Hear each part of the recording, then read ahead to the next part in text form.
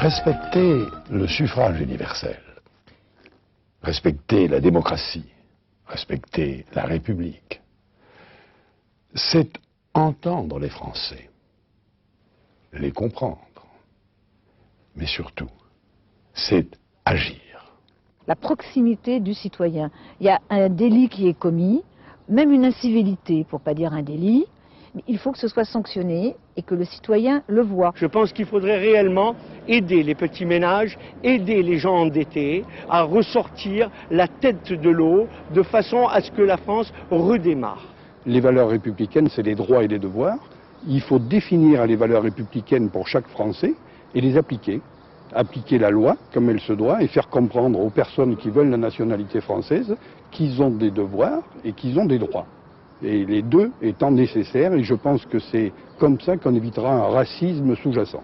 J'aime la liberté profondément parce que pour moi ce pays est un pays de liberté, c'est un pays de démocratie, qu'il n'est pas question une seconde qu'on laisse passer autre chose que la démocratie en France. La liberté, l'égalité, la fraternité, tout est dit à partir de là. Et l'expérience prouve que chaque fois que dans l'histoire nous avons mis en cause ces principes, ces valeurs, ça s'est très très mal passé.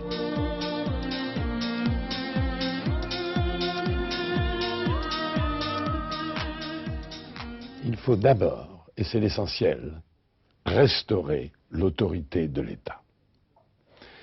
Et que chacun ait conscience que la loi républicaine s'applique à tous, sans exception, qu'on ne peut pas y échapper. Cela suppose une vraie prise de conscience au niveau le plus élevé de l'État, d'où la création du Conseil de sécurité intérieure sous la présidence du président de la République que j'ai proposé, d'où la création d'un ministère de la sécurité publique chargé de coordonner l'ensemble des moyens de police, d'ordre, d'enquête dont disposent les Français. D'où également la création de groupements d'intervention susceptibles, au-delà des moyens généralement insuffisants de la police ou de la gendarmerie, auxquels je rends hommage pour leur qualité naturellement, leur courage, mais qui pourront éradiquer dans un certain nombre de quartiers ou de zones des systèmes mafieux qui se sont mis en place à partir de la drogue, de la prostitution, du trafic d'armes, à partir aussi de l'immigration clandestine, et sur lesquels se développe la violence et parfois la criminalité. Donc, un ensemble de mesures qui sont humaines, mais qui ont pour objectif de faire respecter l'ordre et la loi. Et puis, deuxièmement, il nous faut une justice de proximité que je souhaite mettre en œuvre immédiatement, qui permette de sanctionner tout délit de façon à ce qu'il n'y ait plus d'impunité.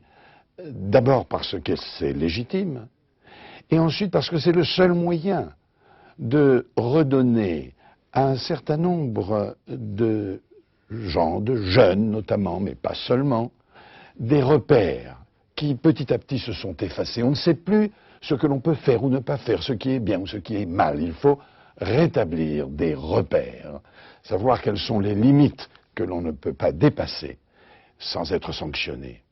Et enfin, il nous faut, lorsqu'il s'agit de multirécidivistes que nous connaissons bien et qu'on retrouve 24 heures après leur arrestation sur les lieux mêmes de leurs exploits, si j'ose dire, il faut les mettre soit en prison, quand ils sont majeurs, soit dans des centres, mais des centres fermés, lorsqu'ils sont mineurs, de façon à éviter qu'ils ne continuent à donner l'exemple et l'impulsion à la violence, mais deuxièmement, également, qu'ils puissent être réinsérés par l'éducation, réinsérés dans la société.